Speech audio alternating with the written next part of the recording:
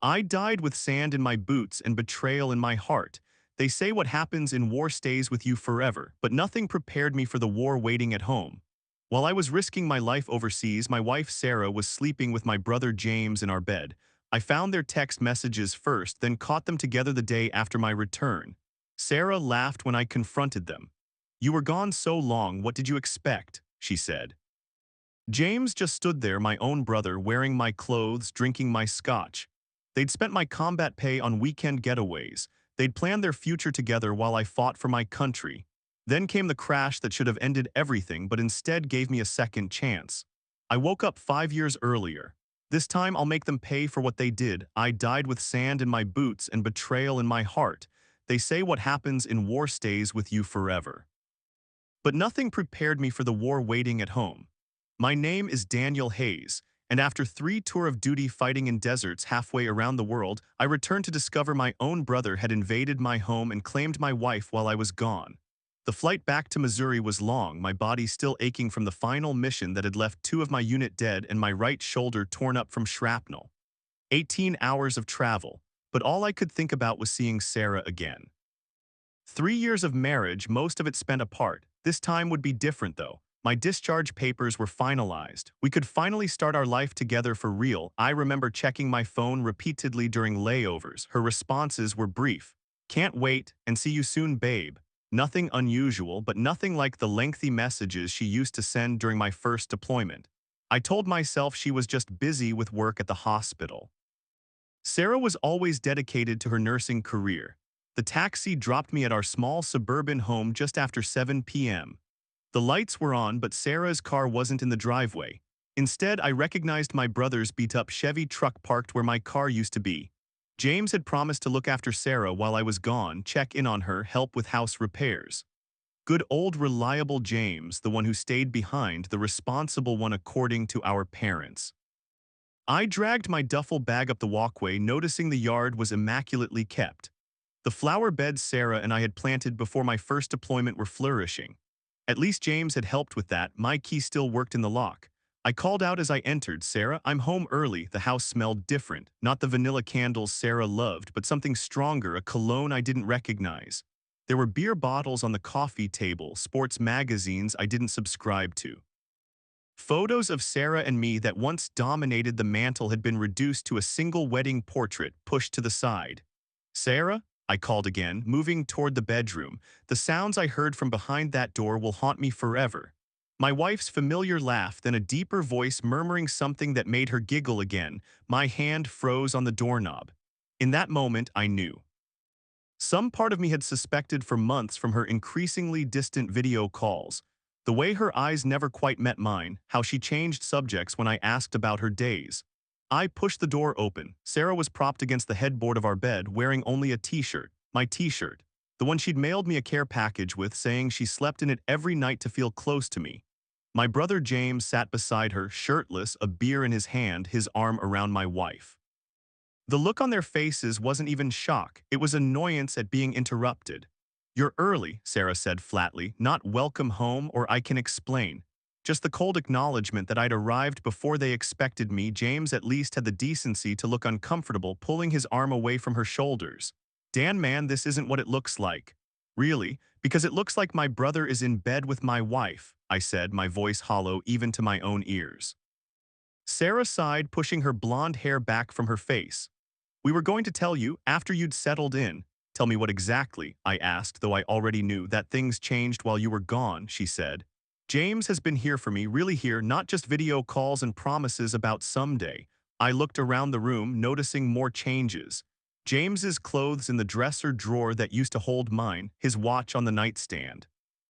His phone charger plugged into the outlet on what had been my side of the bed. "How long?" I asked. They exchanged glances. My question had caught them in their first lie already. "A few months," Sarah offered. "6," James corrected, looking at the floor. 6 months, half my deployment. While I was getting shot at, they were planning a life together. I looked at my brother, 5 years older than me, always the favorite. "You promised to look after her, not sleep with her." "I didn't plan this," he said. "It just happened." "Things don't just happen for 6 months," I replied. Sarah stood up, pulling my shirt down over her thighs. "I'm not happy, Daniel. I haven't been happy for a long time. You chose the military over me." I chose to serve my country, I said. We talked about this before I enlisted. You supported my decision. I supported it when I thought it was one tour, not three, not missing holidays and anniversaries, not sleeping alone for years. I noticed a glass of whiskey on the nightstand. My whiskey from the bottle my grandfather had given me before he died. They'd been drinking my liquor too, so you decided to sleep with my brother instead. James stood up now. Look, we didn't want to hurt you. We were going to wait until you'd been home a while. Wait for what? For me to notice you've moved into my house, that you're wearing my clothes, drinking my whiskey, sleeping in my bed. Sarah crossed her arms. The house is in both our names. And James has been helping with mortgage payments since you've been gone. That hit me like a physical blow. My military pay goes directly to our joint account. I haven't missed a single payment. She had the grace to look slightly embarrassed. Well, your pay doesn't cover everything, and James makes good money at the firm now. I walked to the closet, pulled it open. Half my clothes were gone, replaced by James's suits and casual wear. Where's my stuff? In storage, James said quickly. We kept everything. Nothing's been thrown away. I laughed, a harsh sound that scared even me. How considerate of you. I turned to leave the room, unable to stand there any longer when Sarah called after me. There's something else you should know. I stopped but didn't turn around. I'm pregnant, she said. 2 months along, the world tilted beneath my feet. 2 months. There was no possibility it was mine. Congratulations, I managed to say. I'll have my lawyer contact you about the divorce. I walked out of the bedroom, through the living room that no longer felt like mine, and out the front door. Behind me, I heard them arguing in hushed, urgent voices. I didn't care anymore. I just needed to get away. The rain had started while I was inside, soaking through my uniform as I walked down the street with no destination in mind. My phone buzzed in my pocket. Probably Sarah or James with more excuses or explanations I didn't want to hear. I got into my car, the one I'd left in storage before my deployment, the one Sarah apparently hadn't bothered to sell. The leather seat was cold against my back as I started the engine. My mind was racing, replaying every video call, every letter, searching for signs I'd missed. The rain came down harder as I pulled onto the highway, driving too fast for the slick conditions. I just wanted to put distance between myself and the life that had been stolen from me. I never saw the truck that swerved into my lane. I remember the bright headlights, the screech of brakes, the impact that sent my car through the guardrail and down into the darkness below, the cold water rushing in as the car sank. My last thought was that perhaps this was better than living with the betrayal, then darkness. Complete and absolute, until I opened my eyes to bright fluorescent lights and the beeping of an alarm clock. Not a hospital room as I'd expected, but my old apartment from 5 years ago. The calendar on the wall read May 15, 2020, before Sarah, before the military. Before everything went wrong, somehow impossibly, I had been given a second chance. I spent the first 3 days convinced I was hallucinating. PTSD from the accident, perhaps, or some form of coma dream where my brain was creating an elaborate fantasy while my real body lay broken in a hospital bed. But everything was too consistent, too detailed to be a dream. The news reported events I'd forgotten about. A hurricane approaching Florida, a political scandal I vaguely remembered, a movie premiere that I'd seen with James before I met Sarah. James. My brother was alive in my phone contacts, my recent text messages showing our casual conversation about meeting for drinks the following weekend. No betrayal, no hatred between us. Not yet. I called in sick to my accounting job, the one I'd quit to enlist after meeting Sarah. I needed time to process what was happening and what I would do with this impossible second chance. On the 4th day, I finally accepted the truth. Somehow I had been sent back in time. 5 years before the betrayal, before the pain, before I lost everything. The how and why didn't matter. What mattered was that I wouldn't make the same mistakes again. I sat at my kitchen table with a notebook, planning my new future. First, the military was off the table. While I'd valued my service, it had created the distance that Sarah had used to justify her betrayal.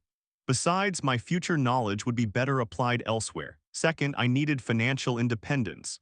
In my previous life, Sarah and I had struggled with money, especially during my deployments when military pay barely covered our expenses. According to her, that's when James had started helping out. Third, and most importantly, I needed to protect myself emotionally. Part of me wanted to avoid Sarah entirely, never meet her, never fall for her smile in that economics class we'd shared at the community college. But another part, a darker part, wanted her to pay for what she would have done. The next day, I withdrew my savings, nearly $7,000, and opened a new investment account. With my knowledge of the future, I knew which tech stocks would soar and which would fail. It wasn't insider trading if the events hadn't happened yet, right? Within 2 months, I'd turned $7,000 into nearly $50,000. I quit my accounting job and started a consulting business focusing on financial technology, an industry I knew would explode in the coming years. My first clients were small startups that would grow into industry giants. I offered reduced rates in exchange for equity positions, knowing exactly which ones would succeed. James was surprised by my sudden entrepreneurial spirit. Over beers at our usual spot, he studied me with newfound respect. "What's gotten into you lately?" he asked. "3 months ago you were complaining about your dead-end job and now you're some kind of financial wizard," I shrugged. "Just found my calling, I guess." "Well, it's impressive. Dad would be proud." He took a sip of his beer. "Speaking of impressed, there's this nurse at the hospital. Beautiful, smart, the whole package. I was thinking of asking her out, but she seems more your type." My heart stopped. Sarah, it had to be. In my first life, I'd met Sarah through James, who worked as a hospital administrator. He'd introduced us at a charity fundraiser, then stepped back as we fell for each other. Had he always wanted her for himself? Had I just been an obstacle he waited to remove? "What's her name?" I asked, keeping my voice casual. "Sarah Mitchell. Blonde, blue eyes, works in the ER, passionate about her job." I nodded slowly, calculating my next move. Meeting Sarah now would accelerate my timeline, potentially before I was financially secure, but avoiding her might lead James to pursue her himself, creating a different painful future. "Maybe," I said noncommittally. "I'm pretty focused on the business right now," James grinned. "All work and no play, little brother. The fundraiser is next weekend. Just come for an hour." I agreed, knowing this was where my real test would begin. The hospital charity event was exactly as I remembered it. Same decorations, same bland chicken dinner, same local band playing covers of pop songs. And there she was, Sarah, looking younger than I remembered, her blonde hair shorter than she'd worn it during our marriage, her smile not yet touched by the guilt and deceit that would come. James introduced us just like before. She smiled, shook my hand, made the same joke about my tie that had charmed me the first time around. But this time I saw more than her beauty. I noticed how her eyes darted to James after meeting me, how she seemed to be gauging his reaction, a subtle sign I'd missed before. "Daniel was just telling me about his new business venture," James said, his hand casually touching Sarah's shoulder in a way that seemed friendly but lingered just a second too long. "Oh," Sarah turned her attention to me. "What kind of business?" I explained my consulting work in simplified terms, watching her interest grow when I mentioned my recent success. Another sign I'd missed the first time, her attraction to ambition and financial security. "That sounds fascinating," she said, her body language shifting subtly toward me away from James.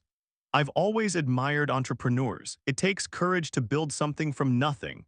The conversation flowed easily, just as it had before. By the end of the evening, she'd given me her number just as before. James watched our exchange with a smile that didn't quite reach his eyes. As I drove home that night, I considered my options. I could pursue Sarah, knowing what she was capable of, and set up safeguards to protect myself. Or I could walk away, find a different path entirely. But something in me couldn't let go of the possibility of rewriting our story. Not out of love that had died in the bedroom of our suburban home in the future, but out of a desire to control the narrative this time. To be the one who saw everything clearly, who held all the cards. I called her the next day, and we set up our first date at the same coffee shop where we'd begun our relationship in my previous life. This time, though, I noticed things I'd been blind to before. How she asked about my business prospects before my personal interests, how she mentioned James several times, how she carefully constructed an image of the perfect, supportive partner. Our courtship proceeded much as it had before, but with key differences. I remained emotionally guarded while appearing invested. I spoke of my growing business but kept details vague. I created the impression of wealth without flaunting it. Most importantly, I built a separate financial life that Sarah couldn't access. 6 months into our relationship, when Sarah suggested I consider enlisting as I had before, claiming it would be a noble path and that military benefits were excellent, I simply smiled and said, "My business is taking off. I think I'll focus on that instead." The brief flash of calculation in her eyes confirmed what I suspected. She'd wanted the military to separate us physically, creating opportunity for whatever she had planned. A year after meeting Sarah, I proposed just as I had in my previous life. But this time, the ring was less expensive and the prenuptial agreement was ironclad. When she questioned the latter, I explained it as standard practice for business owners. Don't you trust me? She asked, a hurt expression on her face that once would have made me backtrack immediately. It's not about trust, I said. It's about smart business practices. My investors insist on it. She signed it with obvious reluctance. 2 months later, we were married in a ceremony smaller than our original wedding. I made sure James was my best man, keeping him close, watching his interactions with Sarah during the reception, noticing the lingering glances they exchanged when they thought I wasn't looking. The game had begun, and this time I knew all the rules. Our first year of marriage unfolded like a game of chess. I made calculated moves, always thinking 3 steps ahead, always watching for the signs I'd missed before we bought a house. But unlike our first life together, I purchased it solely in my name, explaining to Sarah that it made more sense given my business income. She pushed back initially, arguing that marriage meant sharing everything, but I held firm. The house was larger than our previous one in a better neighborhood, with the open floor plan and gourmet kitchen she'd always wanted. The material comfort seemed to ease her concerns about the ownership arrangement. I built hidden cameras into the home security system, not activating them yet but having them ready. Paranoid, perhaps, but I remembered the shock of discovery from my first life and wouldn't be blindsided again. This time I would have evidence. Sarah continued her nursing career, working the night shift in the ER that she claimed to prefer. In my previous life, I'd never questioned those hours, even when they aligned suspiciously well with my military deployments. Now I noted how often her schedule changed with little notice, how she'd volunteer for extra shifts on weekends I'd planned for us to spend together. James remained a constant presence in our lives. My brother visited regularly, usually bringing expensive wine or gourmet food, always charming, always helpful. I encouraged his visits, invited him to join us for dinner, suggested the three of us vacation together. Keep your enemies closer, as they say. You and James seem closer than ever, Sarah commented one evening after he'd left. It's nice to see. Family is important, I replied, watching her expression carefully. I'd do anything for my brother, and I know he feels the same. Something flickered in her eyes. Guilt, calculation. She smiled and kissed my cheek. That's what I love about you, your loyalty. The irony wasn't lost on me. By our second anniversary, my business had expanded significantly. I now had offices in 3 cities and a growing staff. I made sure to travel regularly for work, establishing patterns of absence. Not as long as military deployments, but enough to create opportunity and temptation. Before each trip, I would casually mention to James that Sarah would be alone for a few days. Maybe you could check in on her, I'd suggest. I worry about her being alone in that big house. He always agreed too quickly. Of course, that's what family does. I kept careful track of our finances, both joint and separate. Sarah and I maintained a joint checking account for household expenses into which I deposited a generous monthly amount. What she didn't know was that the bulk of my income went into separate accounts she couldn't access. I watched our joint account carefully, nodding when large withdrawals occurred just before or after James's visits. During my 3rd year of marriage to Sarah, I began setting more elaborate tests. I'd mention plans to travel, then cancel at the last minute without telling her. I'd return home unexpectedly from business trips, observing her reaction to my sudden appearance. I'd check the security system logs to see when our doors opened and closed during my absences. The patterns emerged slowly but unmistakably. The late-night texts she'd quickly hide when I entered the room. The wine glasses I'd find in the dishwasher after business trips, despite Sarah claiming she didn't drink alone. The unexplained mileage on her car. James began finding excuses to visit our home when I was there, often bringing work documents he claimed needed my financial expertise. I noticed how his eyes followed Sarah around the room, how he'd find reasons to be alone with her in the kitchen or garden. I saw their private smiles, the inside jokes, the casual touches that lingered a beat too long. One evening, I deliberately left my laptop open on my desk, with a fake email draft indicating I'd be traveling to London the following month for a 2-week business expansion. I didn't mention this trip to either of them, waiting to see what would happen. 3 days later, I checked Sarah's phone while she showered and found texts to James. Dan's going to London next month, 2 weeks, the house will be empty. His response made my blood run cold with its familiarity. I'll bring the good scotch. The same words from my first life from the text I'd found the day I returned from deployment. I deleted the messages and replaced her phone, my hands steady despite the rage building inside me. History was repeating itself exactly as I'd expected.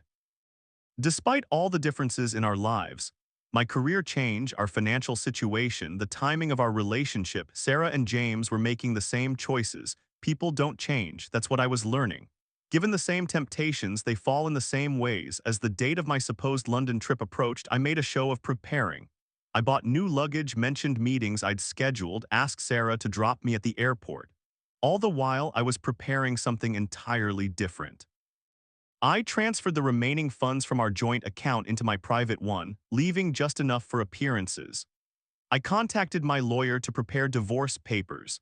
I gathered the evidence I'd been collecting for 3 years: photos, videos, financial records, text messages. The night before my departure, Sarah was especially attentive, preparing my favorite meal, wearing the perfume I'd given her for Christmas, making love with an enthusiasm that had been absent for months.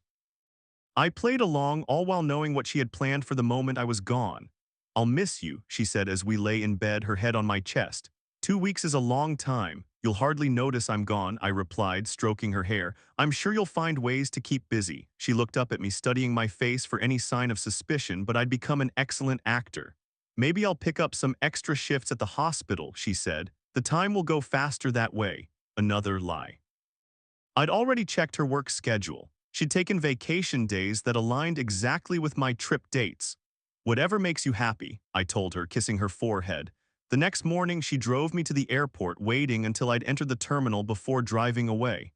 I watched her car disappear, then took a taxi to the office of a private investigator I'd hired, where I would monitor the home security cameras I'd finally activated. I didn't have to wait long. 3 hours after Sarah returned home, James's car pulled into our driveway. He carried an overnight bag and a bottle of scotch. My scotch, the same brand from my first life. I watched on the security monitors as Sarah greeted him at the door with a kiss that left no doubt about their relationship. I watched as they moved through my house with the comfort of longtime lovers, as James poured drinks from my bar, as Sarah led him upstairs to our bedroom. I turned off the monitor then, having seen enough. The final pieces were in place. All that remained was the confrontation, which I would orchestrate differently this time. No desperate shouting, no driving off in a storm of emotion. This time I would be in control. I checked into a hotel room not far from our house, reviewing the divorce papers one last time and making a phone call to set up a dinner reservation for 3 at an upscale restaurant downtown. Then I texted both Sarah and James separately, telling each I wanted to meet them for dinner upon my return to discuss something important. Neither suspected I knew. Neither realized I'd never left for London at all. Neither understood that in 3 days at that dinner, their carefully constructed deception would collapse around them.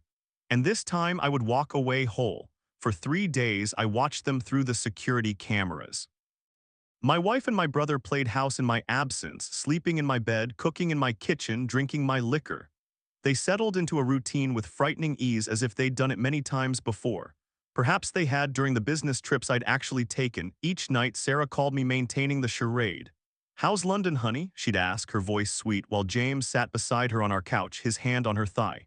"Busy," I'd reply from my hotel room across town. "Meetings all day." "How are things at home?" "Quiet," she'd say.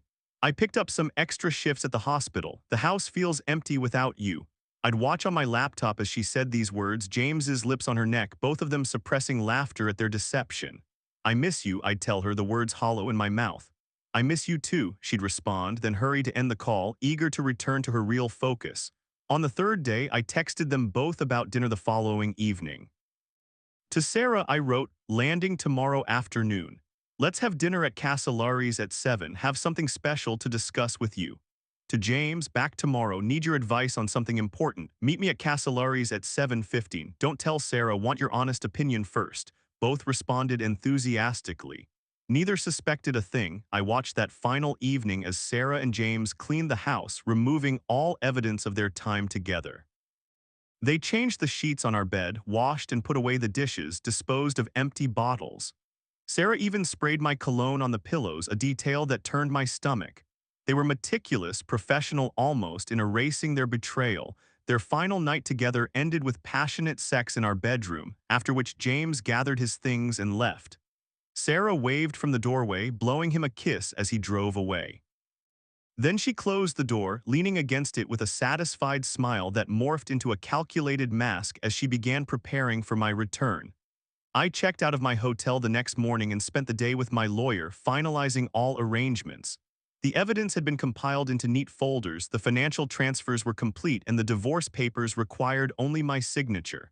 "Are you sure about this approach?" my lawyer asked. "It's somewhat theatrical." "I'm sure," I replied.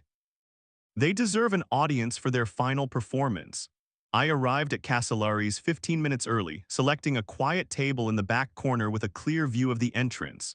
I placed 3 folders on the table, each labeled with a name. Sarah arrived first, precisely at 7. She dressed carefully in the blue dress I'd once told her was my favorite, her hair and makeup perfect. She smiled when she saw me, hurrying across the restaurant with well-practiced excitement. "Daniel," she exclaimed, leaning down to kiss me. I turned my face slightly so her lips brushed my cheek instead of my mouth. If she noticed, she didn't show it. "How was your flight?" "Uneventful," I said, gesturing for her to sit. "Would you like some wine?" "I'd love some," she replied, settling across from me. "You said you had something special to discuss."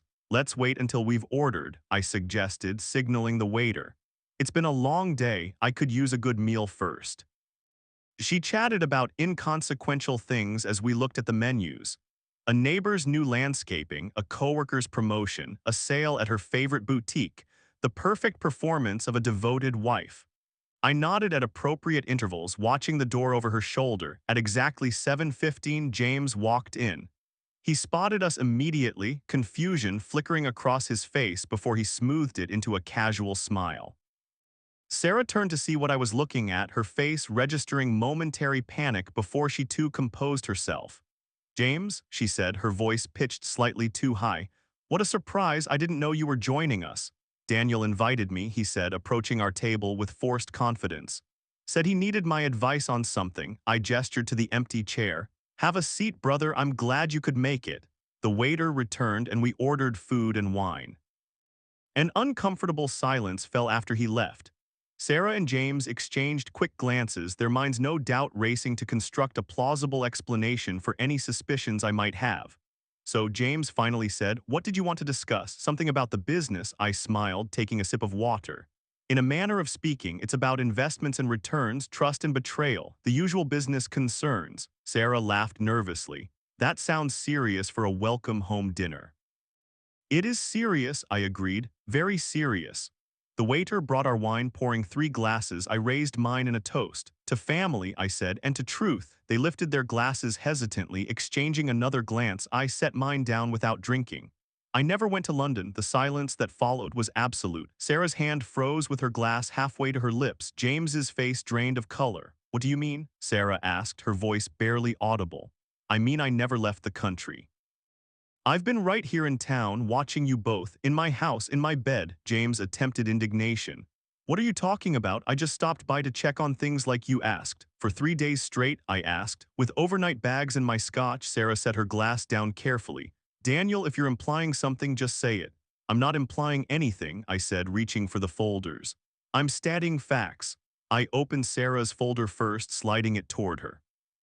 Inside were printouts of text messages between her and James, dating back months, along with screenshots from the security cameras and financial records showing withdrawals from our joint account that aligned with James's visits.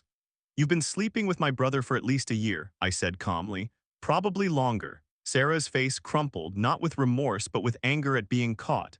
"You spied on me, you had no right." "I had every right. It's my house, my money, my marriage you've been making a mockery of." I turned to James, opening his folder. "And you, my own brother." His folder contained similar evidence plus documentation of business deals I'd helped him secure, investments I'd made in his name, opportunities I'd created for him while he betrayed me. "Dan, listen," James began, his voice shaking. "It's not what you think, we never meant to hurt you." "Save it," I said. "I've heard this speech before." Sarah looked confused. What do you mean before? I ignored her question, opening the third folder and removing the divorce papers. I've already transferred all funds from our joint accounts. The prenup you signed limits what you're entitled to, which my lawyer confirms is almost nothing given the documented infidelity. You can't do this, Sarah whispered. I already have, I replied, signing the papers with a pen I'd brought specifically for this moment. My lawyer will contact you tomorrow with the details. James reached across the table. Dan, be reasonable, we can talk about this. I stared at his hand until he withdrew it. There's nothing to discuss, you're my brother and you slept with my wife in my bed. What exactly should we talk about? Sarah's shock was morphing into calculation. I could almost see her mind working, searching for leverage for a way to salvage something. What about the house? My name might not be on the deed, but I've contributed, I have rights. Your contributions, I said, amount to less than the money you've withdrawn from our joint account over the past year, money you spent with James according to your credit card statements. In fact, legally speaking, you owe me money. The waiter approached with our appetizers. I waved him away. We won't be staying. I stood buttoning my jacket. I've paid for your meals. Consider it the last thing I'll ever pay for either of you. James stood too, desperation in his eyes. Dan, please, we're family. I looked at him for a long moment. Not anymore. I turned to leave, but Sarah grabbed my arm. You can't just walk away, I'm still your wife. I gently removed her hand. For about 16 more hours, according to my lawyer. After that, you're just someone I used to know. As I walked away, I heard her call after me, her voice breaking. Where will I go? What am I supposed to do now? I paused, looking back at them both, these people I had once loved more than anyone in the world. I don't care, I said simply, and walked out of the restaurant into the cool evening air. I drove home to the house that was mine alone, walking through rooms that now felt cleansed rather than contaminated. I poured myself a glass of water, not whiskey, wanting clarity rather than numbness for this moment. Standing in my living room, I waited for the pain to hit, the grief I'd experienced in my first life. Instead, I felt only relief. The weight of anticipating their betrayal had been far heavier than the reality of confronting it. I'd done what I returned to do. I'd protected myself. I'd maintained control. I'd exposed their betrayal on my terms, yet as I looked around my empty house, success felt strangely hollow. I had won, but what exactly had I won? A victory over people who had proven themselves unworthy of my love or concern. My phone buzzed with messages from both of them, pleas and explanations I had no interest in reading. I silenced it, setting it aside. Tomorrow would bring legal proceedings and practical matters. Tonight I would rest, knowing that while history had repeated itself in some ways, the ending was entirely different. This time I was walking away whole, scarred perhaps, but standing. The divorce proceedings moved quickly, clinical and cold like a surgical procedure. Sarah fought at first, hearing a lawyer who specialized in challenging prenuptial agreements, but the evidence of her infidelity was irrefutable. The security footage, text messages, and financial records left no room for interpretation. When her lawyer saw the full evidence package, he advised her to settle. James tried a different approach. He came to my office unannounced one afternoon, 2 weeks after the restaurant confrontation. My assistant tried to stop him, but he pushed past her, barging into my private office with the entitlement he'd always carried. 5 minutes, he said, holding up his hands in surrender when I reached for the phone to call security. Just give me 5 minutes, Dan. I set the phone down and leaned back in my chair. 4 minutes and 50 seconds. He paced in front of my desk, running his hands through his hair. I know I messed up, worse than messed up. What I did to you was unforgivable. We agree on something, I said, but we're brothers, blood, that has to count for something. I studied him, this man who shared my parents, my childhood memories, half my DNA. In my first life, his betrayal had destroyed me. In this one, it had been an expected move in a game I'd been playing from the start. Why her? I asked, genuinely curious. Of all the women in the world, why my wife? James sank into the chair across from me. I don't know, it just happened. Things don't just happen, James. You make choices. Both of you made choices repeatedly over months. He looked down at his hands. She was unhappy. She said you were distant, focused on your business, that she felt lonely. I laughed, a short, harsh sound. And you, being the caring brother you are, stepped in to comfort her. It wasn't like that at first. We really did just talk, but then one night after too much wine. Spare me the details, I interrupted. Your time's almost up. He leaned forward, desperation in his eyes. I've lost my job. The firm found out about the scandal and they asked me to resign. My reputation is ruined. The investments you helped me with, they're crashing without your guidance. I'm going to lose everything. And I need your help, a loan maybe or a position in your company, just until I get back on my feet. I stared at him incredulous. You slept with my wife in my bed, drinking my scotch, and now you're asking me for money and a job. He had the grace to look ashamed but pressed on. I know how it sounds, but we're family. That has to count for something. I stood up, signaling the end of our conversation. It did count for something. It's why your betrayal was so much worse than hers. She made vows to me, but you were supposed to be the one person I could always trust. Dan, please, get out of my office, James. If you come here again, security will remove you. If you call me, I'll block your number. If you email me, it will go unread. We're done. He left without another word, shoulders slumped in defeat. I watched through my office window as he walked to his car, the luxury sedan I'd helped him afford now at risk of repossession. I felt no satisfaction in his downfall, only a weary recognition that justice sometimes arrives on its own terms. Sarah proved more persistent. She called daily until I blocked her number, then created new email addresses when I blocked the old ones. She sent handwritten letters to my office, appeared at restaurants I frequented, even tried to approach me after a business conference where I was speaking. The divorce was finalized 30 days after our dinner at Casolari's, record time thanks to the prenup and my lawyer's efficiency. Sarah received a settlement that covered 6 months of living expenses, far more generous than legally required given the documented infidelity. I wanted a clean break, not ongoing conflict over money. On the day the divorce became final, I received another letter from her, delivered to my office by courier. Mr. Hayes, my assistant said, holding the envelope gingerly as if it might bite. She sent another one. Should I dispose of it like the others? I hesitated, then extended my hand. No, I'll take this one. Alone in my office, I opened the envelope, half expecting more pleas for reconciliation or accusations of cruelty. Instead, I found a single page of neatly written text. Daniel, it began, I won't ask for forgiveness as I don't deserve it. What James and I did was inexcusable. You're right that actions are choices and we made terrible ones. I'm not writing to defend myself or win you back. I'm writing to tell you the truth that you deserve. It wasn't about you being distant or focused on work. It wasn't about loneliness or feeling neglected. I chose to betray you because I'm deeply flawed, because temporary pleasure seemed worth the risk. Because I convinced myself you would never know and therefore would never be hurt, because I was selfish and weak and wrong. I'm not asking you to understand or forgive. I only want you to know that the failure was entirely mine. You were a good husband. I was not a good wife. That's the simple truth. I'm leaving the city next week. James and I are no longer together. He never cared for me the way he claimed. Once our deception was exposed and my financial value diminished, so did his interest. Another painful lesson I deserved to learn. Be well, Daniel. Find happiness with someone worthy of you. Sarah. I read the letter twice, then placed it in my shredder, watching as it turned to confetti. Her words changed nothing, but I appreciated the absence of excuses.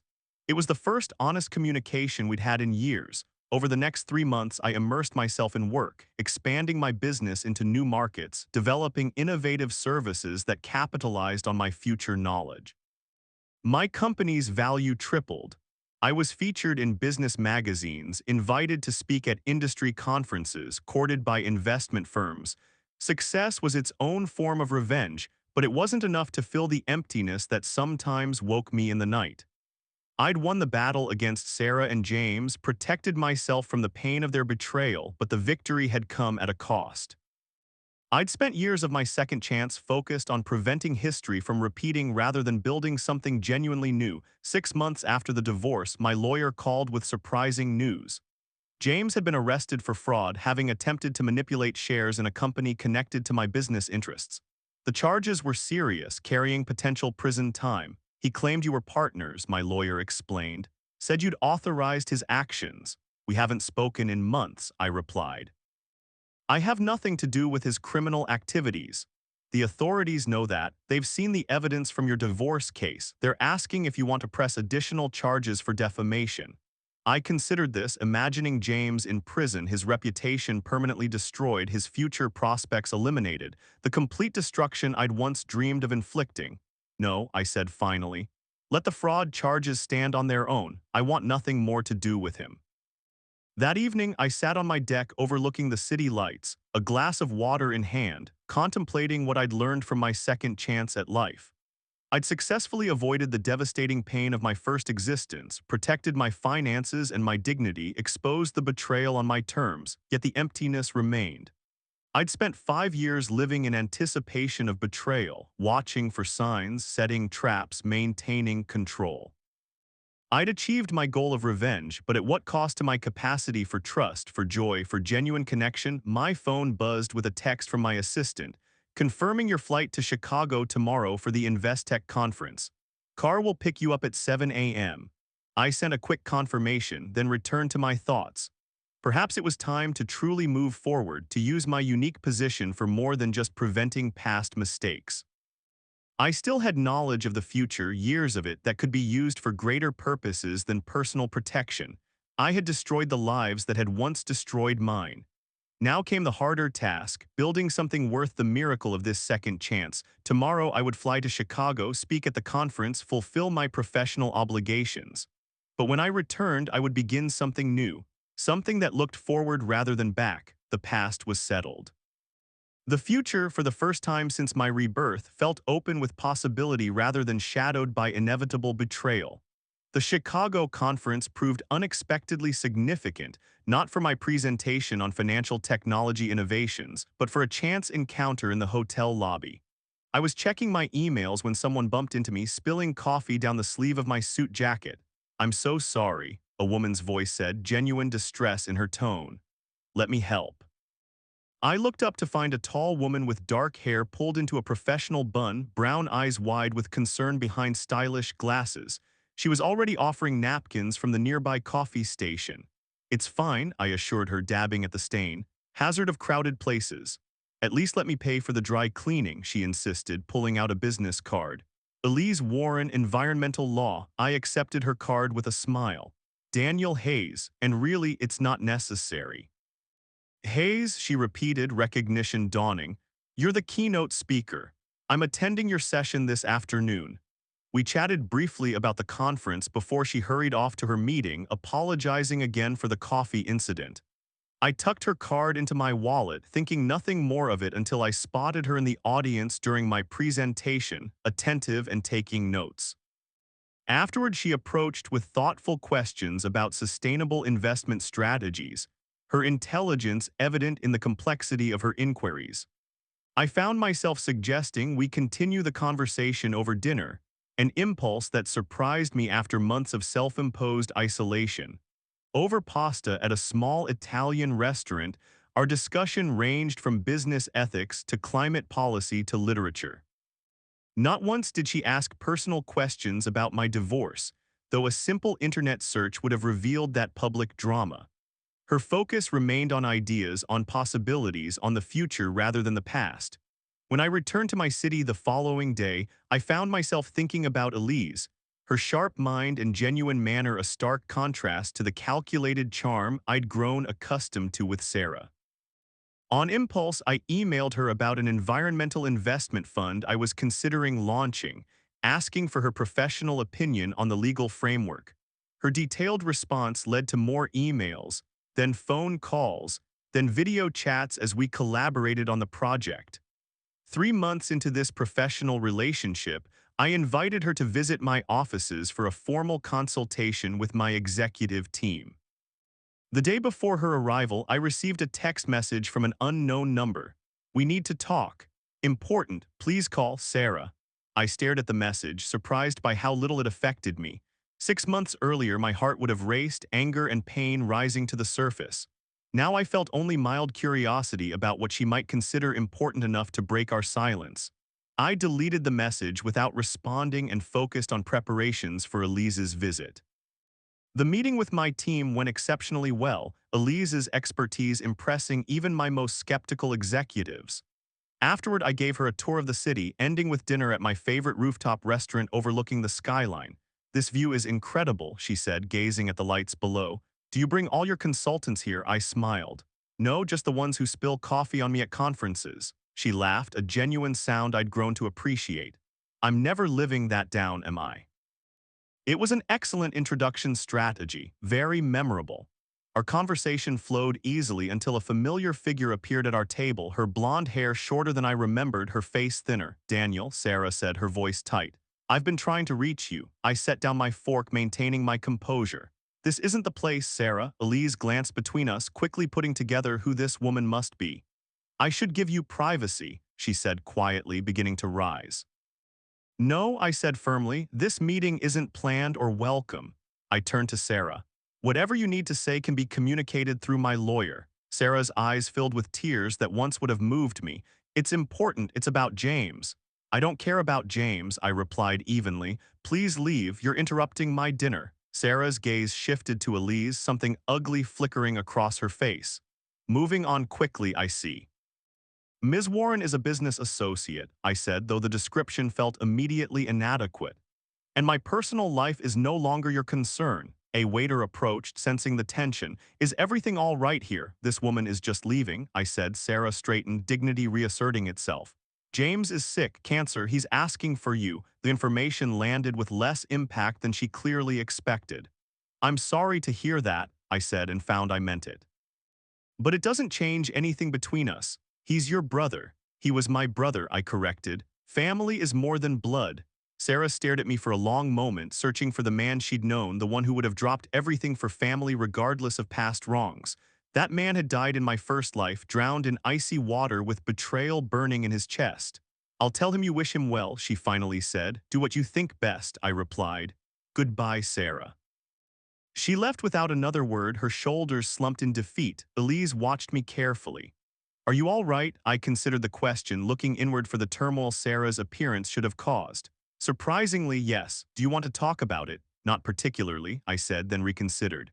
"Actually, the short version is that my ex-wife and my brother betrayed me in the worst possible way. I found out, divorced her, cut ties with him, and moved on with my life." Elise nodded slowly. "And her news about your brother's illness doesn't erase what he did," I said, "though I don't wish him suffering." "That seems fair," she said simply, without judgment. "Some bridges can't be rebuilt once burned." We returned to our meal, the conversation gradually regaining its earlier rhythm.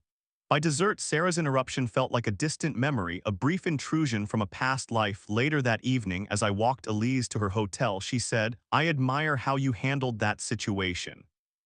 Many people would have reacted with anger or been thrown off balance." "I've had time to process everything," I replied. "The person I was when Sarah and I were married doesn't exist anymore." She studied me thoughtfully.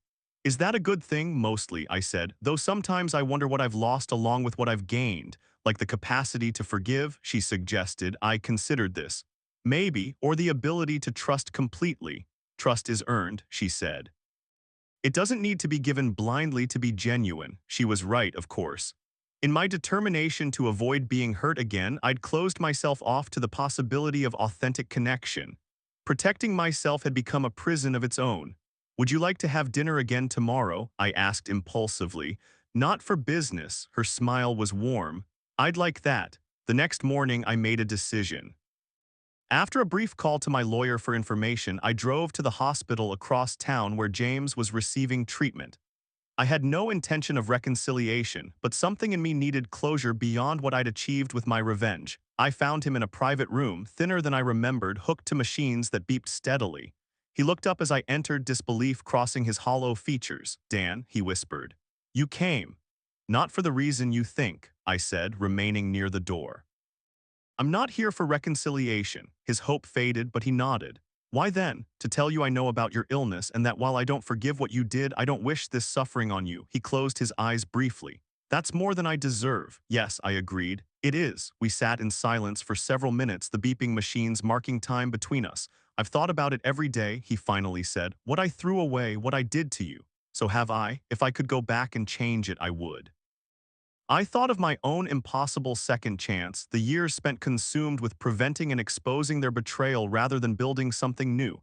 "The past can't be changed," I said. "We can only move forward differently." He studied my face. "You've changed, there's something different about you." "Everything's different," I replied. "I'm different. The man who would have forgiven you died the day I found you with Sarah." He nodded slowly. "I understand." I stood to leave, having said what I came to say. At the door, I paused. "I hope the treatment works, James. Thank you for coming," he said. "It means something even if it's not forgiveness." I left without looking back, feeling lighter somehow. Not because I'd forgiven him, but because I'd chosen my response rather than letting bitterness choose for me. That evening, my dinner with Elise stretched late into the night, our conversation delving deeper than business or casual acquaintance. I found myself sharing things I hadn't spoken aloud before about my hopes for the future, my regrets about the past, my gradual journey from revenge to something approaching peace. She listened with genuine interest, offering her own stories in return, creating space for possibility between us. I should tell you, I said as we walked along the river after dinner, I'm not entirely whole after everything that happened. There are parts of me that are still healing. Elise considered this. I don't think any of us are entirely whole. We all carry damage of some kind. The question is whether we're still willing to grow despite it. And if we are, then we're alive, she said simply. Truly alive, not just existing. 3 months later, when Sarah appeared at my door during a thunderstorm, soaked and desperate, I was prepared for her arrival in a way I couldn't have explained to anyone but Elise. James is gone, Sarah said, rain dripping from her hair. The cancer took him last week. I have nothing left, Daniel. No money, no home, no future. I've lost everything. I studied her, remembering the woman I'd once loved, seeing clearly the manipulation that had always been there beneath the surface. I'm sorry about James, I said and meant it, but that doesn't change anything between us. Can't you find any forgiveness in your heart? She pleaded, her voice breaking. We had something real once, did we? I asked. Or was I just convenient until something better came along? It wasn't like that, she insisted. I made terrible mistakes, but I've changed, I've learned, I need you, Daniel. I thought of my own journey, the man I'd been in my first life, the calculating avenger I'd become in my second, and the person I was trying to build now with Elise's help, something balanced between vulnerability and self-protection. You know what's strange, Sarah? I said quietly. In another life, this moment would have destroyed me all over again. I would have believed you, taken you back, tried to fix everything. Confusion crossed her face. What do you mean, another life? It doesn't matter, I said. What matters is that I wish you well, but your path and mine separated permanently the day I found you with James. Where am I supposed to go? She asked, desperation edging into her voice. That's not a question I can answer for you, I replied. But you're resourceful, you'll find your way. I closed the door gently between us, hearing her sob once before footsteps retreated down the hallway. Returning to the living room, I found Elise waiting, concern in her eyes. Are you okay? I sat beside her, taking her hand. Better than I expected to be, actually. Do you want to talk about it? I thought about everything that had brought me to this moment, the death and rebirth, the years of planning, the revenge achieved and its hollow aftermath, the unexpected gift of finding someone who saw me clearly without demanding perfection. No, I said, squeezing her hand. I'd rather talk about tomorrow and all the days after that. Some scars we're born with, others we choose to carry. The wisest among us learn which to keep as reminders and which to finally, mercifully let heal.